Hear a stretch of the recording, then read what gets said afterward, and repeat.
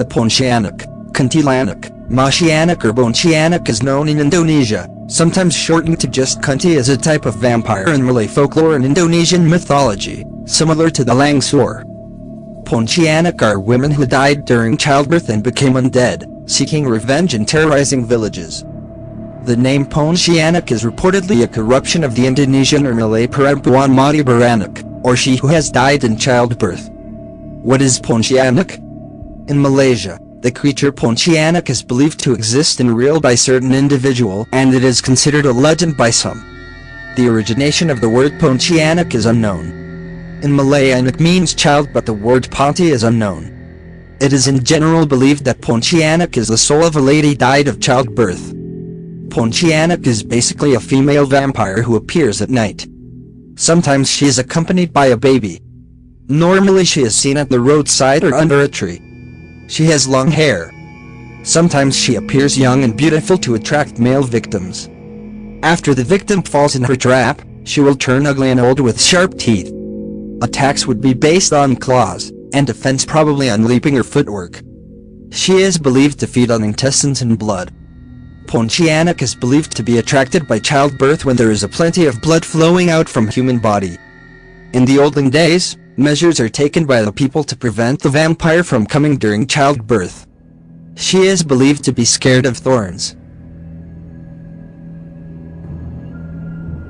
The legend. It is said that a woman who dies while she is with child will rise again as a Pontianak, a fearsome nocturnal undead being who will bring violent death on anyone she meets. Such a being resides inside the trunk of ancient trees, but will revert to her old human nature if an iron nail is driven into her neck. The nail remains in the woman's neck until she dies and is buried with it. Should the nail ever be removed, she will once again become a Pontianak and embark on a killing spree. Due to the frightening fighting prowess of one of these creatures, few are willing to attempt to tame one. For this reason, it is considered unlucky to strike a woman, especially a married woman.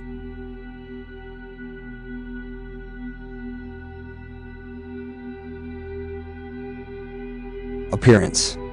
In folklore, a Pontianak usually announces its presence through baby cries or assumes the form of a beautiful lady and frightens or kills those unlucky enough to come too close. It disguises itself as a beautiful young woman mainly to attract its victim, usually male. Its presence can sometimes be detected by a nice floral fragrance identifiable as that of the plumeria, followed by an awful stench afterward. In his 1977 short story collection The Consul S. File, Paul Theroux posits that the phantom is an invention of Malay wives who wanted to discourage their husbands from random sexual encounters with women that they met on the road at night. It is also believed that a Pontianak is very likely to want to target certain female victims, in particular, those who are pregnant or in the childbirth process. An attempt to cause miscarriages as a form of revenge, due to the fact that they may have died as a result of dying during childbirth themselves. Gauging how far away a Pontianak is by its cries is very tricky. The Malays believe that if the cry is soft, it means that the Pontianak is near, and if it is loud, then it must be far. Some believe that if you hear a dog howling, that means that the Pontianak is far away. But if a dog is whining, that means the Pontianak or demon vampires is nearby. Some also say that mistaking a flash of someone passing by may actually be the Pontianak moving around. They are often described as a woman having very long black hair covering their faces, and wear a long white dress, while their legs and feet are not visible. A Pontianak kills its victims by digging into their stomachs with its sharp fingernails and devouring their organs. Pontianaks must feed in this manner in order to survive. In some cases where the Pontianak desires revenge against a male individual, it rips out the sex organs with its hands. It is believed that Pontianaks locate prey by sniffing out clothes left outside to dry. For this reason, some Malays refuse to leave any article of clothing outside of their residences overnight. Some believe that having a sharp object like a nail helps them fend off potential attacks by Pontianaks, the nail being used to plunge a hole at the back of the Pontianak's neck. It is believed that this will turn the Pontianak into a beautiful woman, until the nail is pulled off again. The Indonesian twist on this is to plunge the nail into the apex of the head of the Kuntilanak. The Pontianak is associated with banana trees, and its spirit is said to reside in them during the day. Namesake.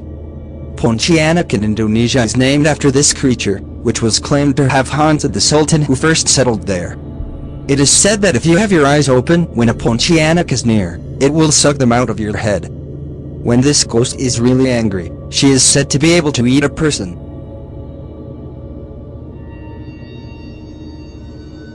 Langsur. Langsur is a version of Pontianak, popular in Malaysia as one of the deadliest vampires in Malay folklore. Different from the Pontianak, which always appears as a beautiful woman to devour the victim, Langsur possess the victim and suck their blood from the inside, slowly killing them. It is believed that Langsur are women who suffered from laboring sickness Muruan, and which resulted in the death of both mother and child in childbirth. Such a woman would turn into a Langsur 40 days after her death. Portrayed as hideous, scary, vengeful and furious, the Langsur is further characterized as having red eyes, sharp claws, long hair, a green or white robe most of the time, a rotten face with long fangs and the ability to fly. It is also believed that the Langsur has a hole behind its neck which is used to suck blood. If one puts the Langsur's hair in this hole or cuts their claws, Langsur will become human again. To prevent women from turning into Langsur, glass beads are put in the corpse's mouth. Langsur vs. Pontianak in Malay folklore. The Malaysians have a rich mythology involving numerous demon vampire types of all diverse sorts. One of the more prominent Malay vampires is known as the Bajang. The Bajang is generally assumed to be male and takes the form of a huge cat which mews at night. The female of this species is known as the Langsur, or Langsuyar. There are some variations to the Langsur tale. In one version, the Langsur was a woman of exquisite beauty and charm who, upon hearing the news of her child's stillbirth, died of shock and became a demon. Women in Malaysia seem to have this particularly horrible tendency to suddenly die of shock and become demon vampires. Anyway, upon hearing the news, the woman claps her hands and flies off to a tree where she perches. The stillborn child becomes the Pontianak. The Langsur wears a beautiful robe of green and possesses long, tapering nails and flowing black hair which conceals a feeding hole in the back of her neck, which she uses to suck the blood of young children. In this version, the Langsur can be stopped or, more precisely, domesticated. To do this, you must catch her, trim her nails and her hair, and then stuff the hair into the hole in the back of her neck. Goodness, it'd be hard enough to catch a normal woman and do that, much less one that possesses supernatural powers. In another telling of the tale, the Langsur is a woman who has died during childbirth before the 40 days of uncleanness have expired. In this variation, the Langsur is a demon witch that shrieks and flies about by waving her arms and opening and closing her hands. To prevent this from happening, immediately after the woman has died, glass beads are placed into the corpse's mouth, hen's eggs placed under each armpit, and needles stuck into the palms. This prevents the Langsur's ability to shriek and move her arms and hands. The tendency for one to become a Bajang or Langsur seems to be somewhat hereditary, as the familiar of each is handed down, heirloom style, from one family member to the next, very similar to the supposed witch possessions of European lore. Still another version of the story has the Langsur depicted as a great owl with giant claws that perches itself in trees or upon rooftops, hooting its melancholy tune similar to a banshee.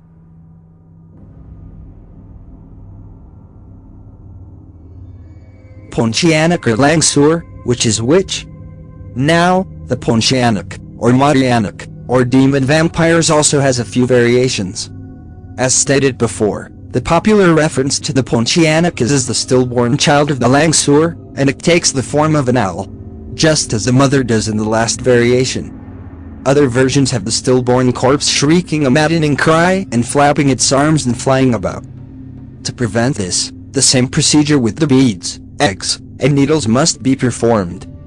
Through some misinterpretation, the Pontianak has also taken on the role of the Langsur that is in the form of a beautiful woman who died in childbirth. The people of Java refer to the Pontianak as the spirit of a dead virgin, who feeds upon unsuspecting suitors with a hole in the back of her neck. Unless they are quick and can lose a single strand of her magnificent hair. In Java and the rest of Indonesia, the names of the Langusar and the Pontianak are reversed such that the Pontianak is the mother and the Langsur is the baby. Here they also are night-flying vampires. But on Java the Pontianak also wails at night like a banshee for the loss of her child.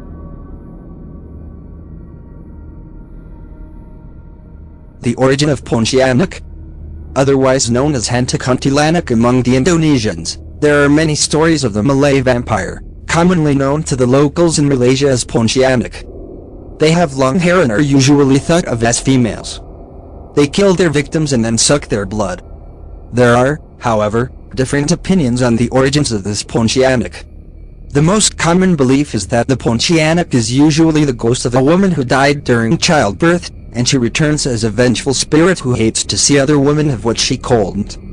So these spirits would seduce men by appearing to them as a beautiful woman, and once they've lured the unsuspecting males, will proceed to suck the life out of them. They are also known to turn up at a childbirth and steal the newborn baby away. They do steal young women's life too, as it is believed that the latter's blood will keep them going. An Indonesian informant said that Hantu Kuntilanak are actually victims of road accidents who had lost a lot of blood in those accidents. Therefore, they transform themselves into blood-sucking ghosts. Perhaps the only reason they are called vampire is because they suck blood. Otherwise, Pontianaks do not have characteristic of the Western version of vampire. They have more characteristics possessed by ghosts, but are much more violent. Hence, in my opinion, the term vampire may not be such a suitable term to call them, but Pontianak should be a more appropriate term. The Pontianak is a stillborn child of a Langsur. Langsur also sucks the blood of living infants and appears in the form of a night owl with long claws. The ways to prevent a stillborn child, whose mother also died at his stillbirth, from becoming a Pontianak match the ways his mother is prevented from becoming a Langsur demon vampires.